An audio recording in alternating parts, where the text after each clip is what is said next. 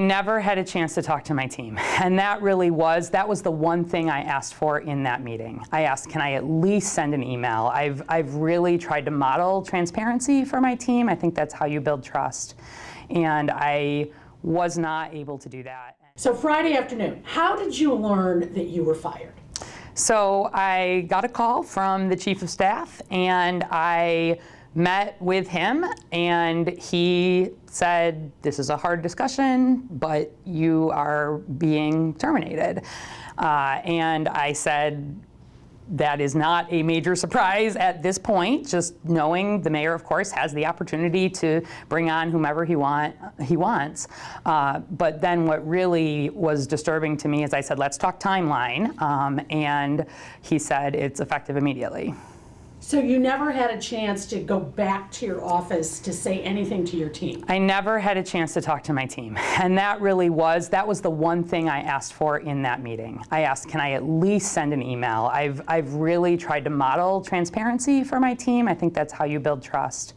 And I was not able to do that. And that was my largest concern in a lot of ways. I absolutely love my team, and I felt strongly about being able to share even bad news with them directly.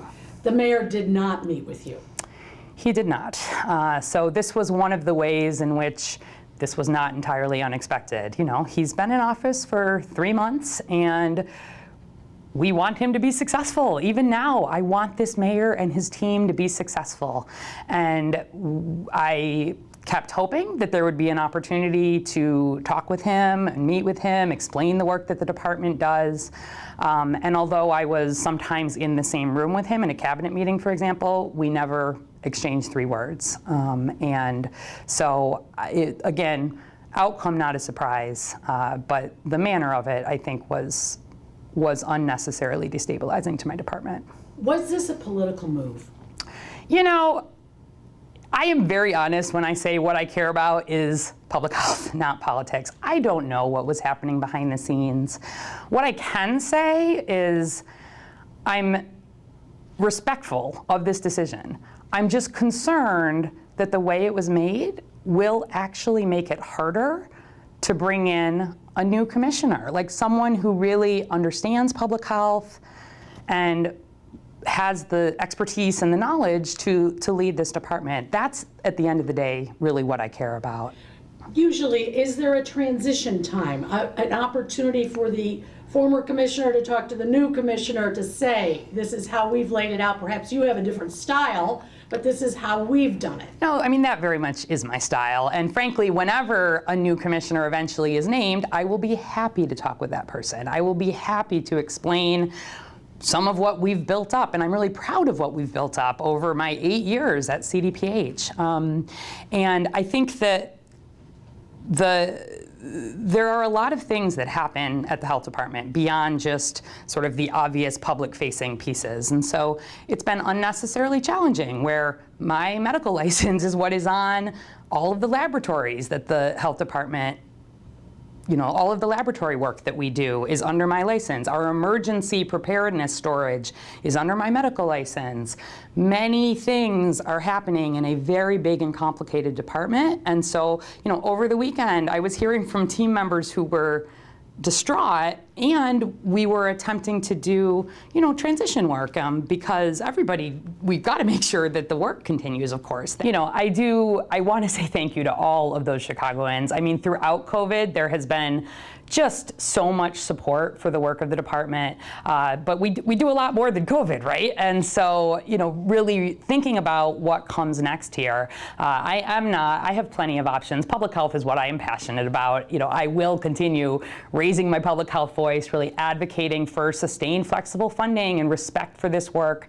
But I am concerned about my team, and I'm concerned a little bit just with the way that this was done, that it will be harder to potentially bring in a real public health professional to want to lead the department. I will say that whoever is chosen there, I absolutely respect that decision, and I am more than willing to talk with that person in time. I've been trying to handle transition pieces without access to my calendar or my email, in this time in between here.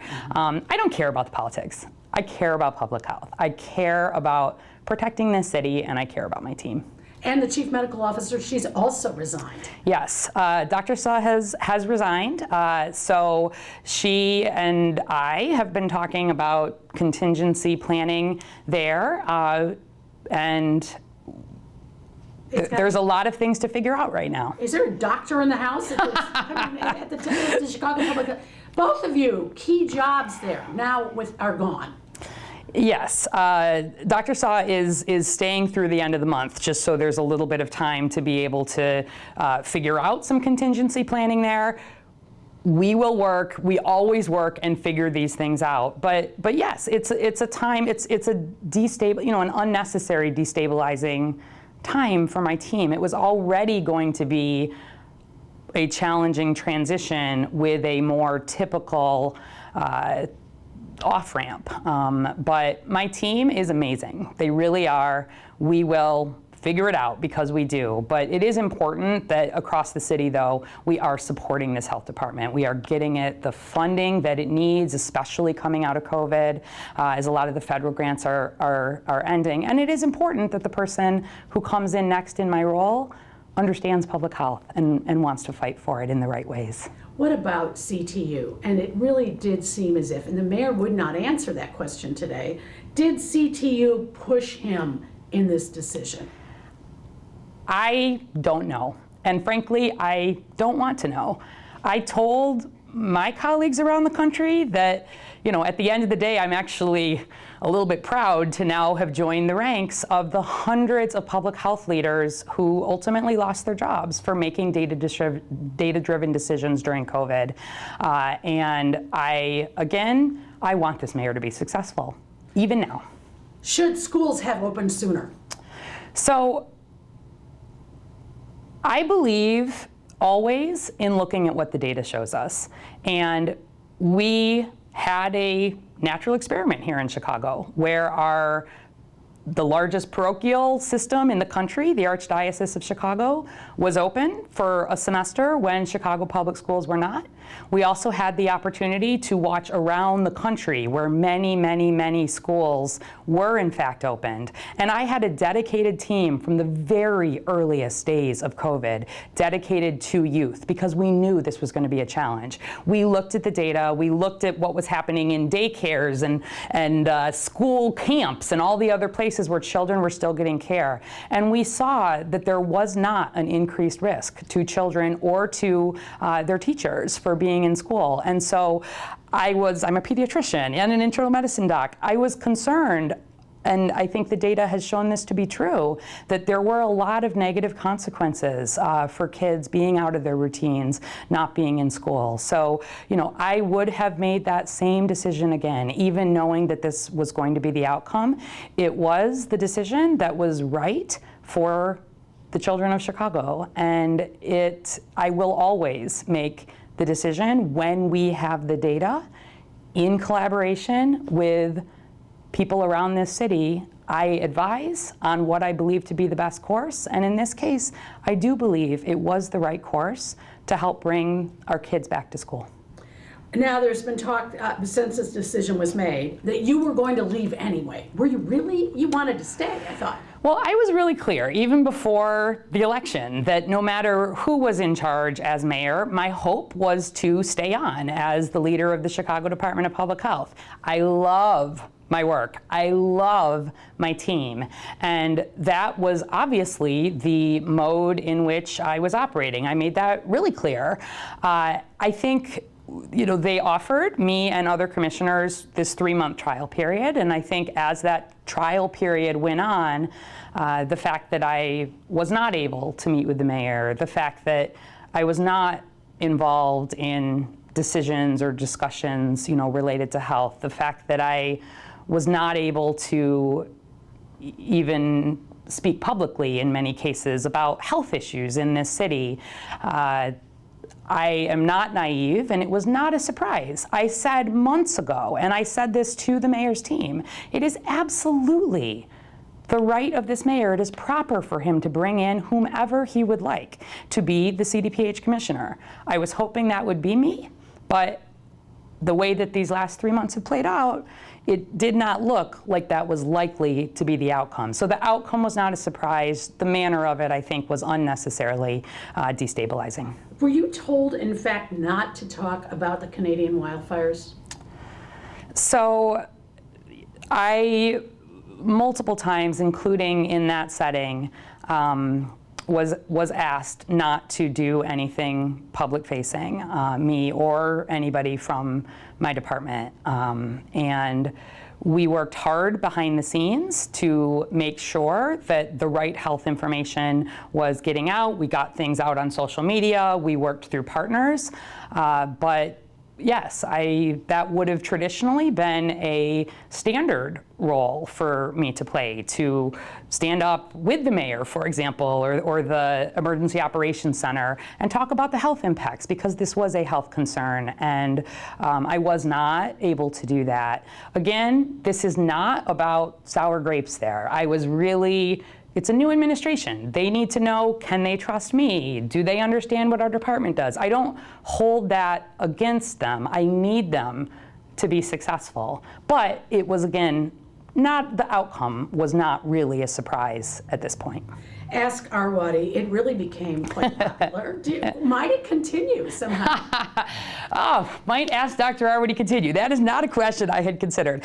I mean, probably not in that format, of course, but I love teaching about public health, right? This is the work that I do and that I love, and I am hopeful that no matter what role I'm in, I'll keep having the chance to explain the work of public health, take questions directly from the public. I love doing that. It was one of the big lessons of COVID for me. And so one of the things I'll certainly be looking for as I look for a new job is opportunities to continue to do that, because I think I'm pretty good at it, and it's absolutely something I love doing. Good. What about do-overs? Would General Iron be a do-over? So, there's still a lot of ongoing litigation related to General Iron. I can't talk a lot at all about the details. What I will say is that I stand by the decision that I made, and I am really proud of the work that the department has done with community partners to change the conversation about environmental justice in Chicago. I'm proud of the cumulative impact assessment, the work that is just being completed now by my department and community partners, where, as opposed to a one-off decision, we're really looking systemically at how do we make these kinds of decisions for Chicago. This is an example of a place where I share the mayor's commitment to environmental justice. I want this work to continue. I want it to be successful, and I'm confident that with the right leadership, it will. Chicagoans want to know, will you stay in the city? I don't know the answer to that yet. I don't have a plan yet. I, again, had been hoping that this would work. I love public health. It's not probably going to be realistic for me to do the core work of public health, which I believe to be working in government here in Chicago right now. Might I figure something out? Might I be able to do something in that space? Maybe. But Chicago is my home. This is where I've lived the longest of any point in my entire life, including growing up. And this is the place that I care about the most. So regardless of whether I end up working here, whether I end up working on public health issues, in some other setting or nationally, this will stay my home. This will be the place that I care about. This will be the public health department that I care the most about. And I think that is likely to be true for the rest of my life. Dr. Ezike, the two of you became such the face of information and really stability and confidence that we were getting such bright women telling us information. Have you heard from Dr. Ezike? Dr. Ezike is doing well. She's here in Chicago. She's transitioned to a different kind of leadership role. And neither of us signed up for COVID. Public health likes to work behind the scenes. We're mostly about disease prevention. We're not primarily about delivering health care. And frankly, when things are going well, you don't even know that public health is there. And I'm appreciative toward her for her partnership during COVID, certainly, as we worked together to make sure that we were getting accurate information out, that we were working with our respective political leaders to make sure that we could be as aligned as possible. I am very proud of the way that the city and the state came through COVID. And that was due, I think, in large part to public health leaders who focused on the science and political leaders who supported public health leaders focusing on the science. I would think you've heard from Mayor Lightfoot. What has she said? So, Mayor Lightfoot is someone who cares about me very much. We went through a crazy time together. She knows that I really care about the Chicago Department of Public Health. She knows that I am not political, really, at baseline. And I, always will be so appreciative for the way she co-owned COVID with me. All over the country, we saw a lot of political leaders point to their public health officials and say that was their fault when there was a surge or there needed to be a really difficult decision. They only wanted to own the happy times of COVID. And she, I think, worked really hard to make sure that we were thinking about economic repercussions. We were thinking about repercussions on families. We were really making decisions based on the data that we had available. And I feel so lucky to have been able to be in this leadership role, doing the work that I most love doing with a team that I loved and with a leader who was supportive. And so I really, give her my thanks. And the fact that I worked well with Mayor Lightfoot does not mean I cannot work well with other leaders. My goal, again, public health. I leave the politics to the politicians, God bless them. But it is important, though, that as a country, we are talking about supporting public health, funding it in a way that is not just when a crisis emerges, and really thinking about how do we make sure this core work of government is a little bit more protected from what can be a lot of political changes. So, just as you leave, as you exit this job, what do you want people to know? I want people to know that they have an amazing team protecting their health at the Chicago Department of Public Health. I want them to know that we do a lot more than COVID. I am so proud of the work that we have done on opioids, on HIV, on infant mortality. I am so excited about the Healthy Chicago Equity Zones and the ways in which we've gotten creative to bring vaccines to people at home. I had a team that is creative and innovative and excellent at solving problems and that cares so deeply about protecting the health of Chicago. I want Chicagoans to know that public health is not going anywhere just because COVID is on the downturn right now. And we have to sustain and fund public health departments long-term and make sure that we are as prepared as we can be for whatever is coming next. And I think finally, I want Chicagoans to know that I have loved being in this role. It has been such an honor for me, really the honor of my life. I'm an infectious disease nerd. I love working on outbreaks. I never wanted something like COVID to hit Chicago, but for that to happen at the time when I was in a leadership role in the city that I love with an amazing team, it has been the honor of my life. I am not focused on the way that it ended. I am focused on the future, on helping this mayor be successful, support public health, and really make sure that the things I care about stay strong in Chicago. Thank you so much. You're welcome.